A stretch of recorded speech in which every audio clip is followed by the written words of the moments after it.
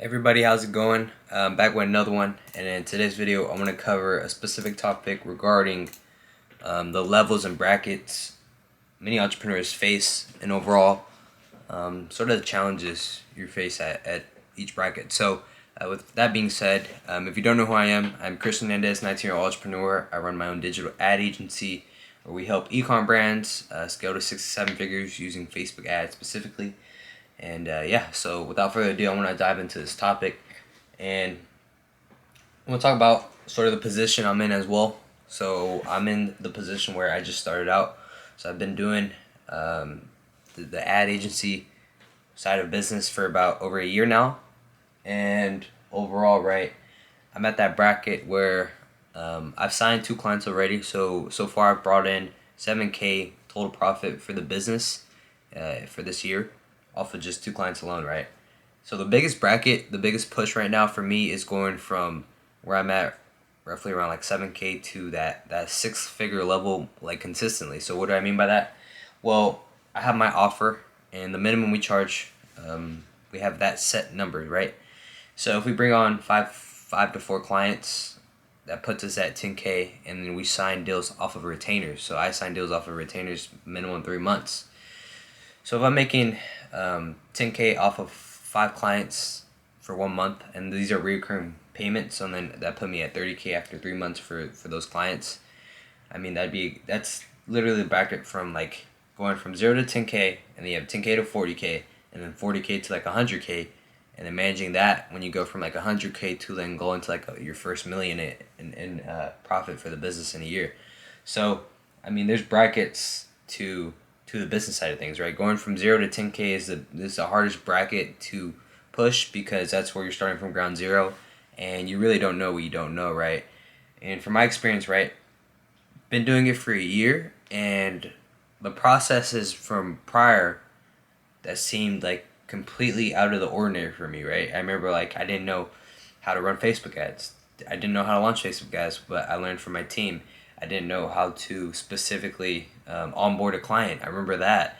I remember my first time like sending over a contract, sending over like a Google form, onboarding information, doing all the technical stuff when you bring on a client, as well as like communicating with them, having weekly meetings, having meetings with your team, and then discussing those side of things, as well as getting your client results, making them happy. So I looking back like from a year, how much I've overcome, and now bringing on like the second client and knowing what to do right off from the get go, because from that prior experience, I mean, growing has been like the biggest lesson for me overall. Just being in a better position where I was a year from now, like knowing what it takes to run a digital ad agency, what the client is looking for specifically, and how to bring on more clients. So I think experience plays a big role as you progress between each bracket or each sector, as your agency grows and as you bring on more clients.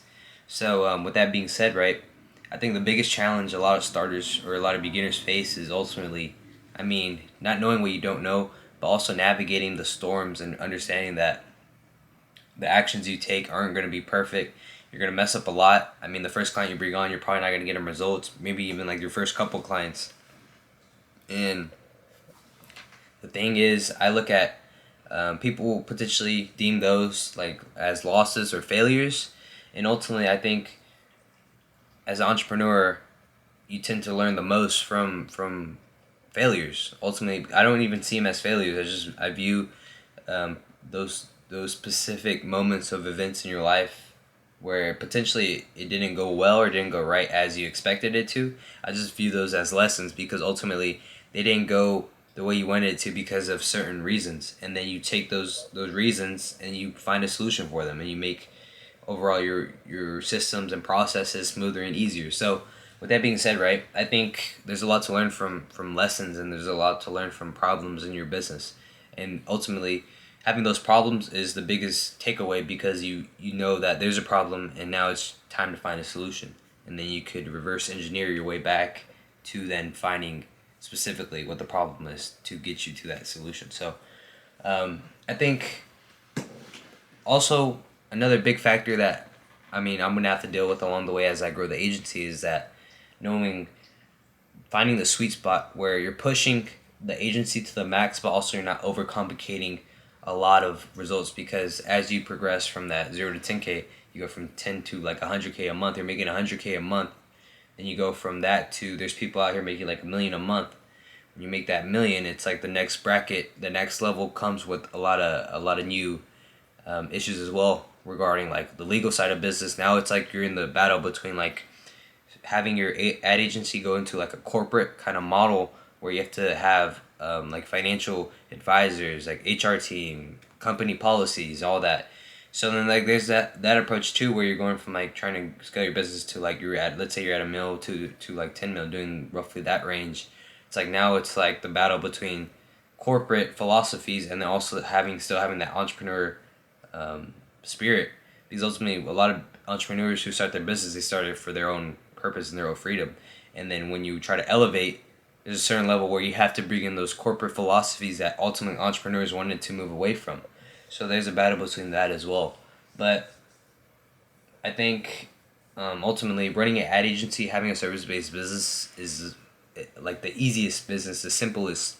I would say simple. It's very simple. It's not really, I wouldn't say it's easy. It's just simple. The principles and the model is super simple, because you're ultimately like the middleman. And you bring on team members, you bring on all the right systems to build out your business properly. But with that being said, right, I think there's a lot to learn, and ultimately the focus should be, how do I serve my customer, how do I serve my client the best to my ability while also getting them results as quick as possible. So that should be the focus, I think. And as you progress with your business as well, I think just the circumstances change, and it's our duty as well as business owners, entrepreneurs, to adapt to those changes. I mean, looking back at the whole iOS 14 changes, a lot of people were struggling. But with that being said, right, focusing on what you can control is ultimately the biggest key and the biggest takeaway. So with that being said, guys, that's really all I have for you. If you have any questions or to have any topics you want me to cover, comment down below. Like, comment, subscribe, guys, and more content coming your way.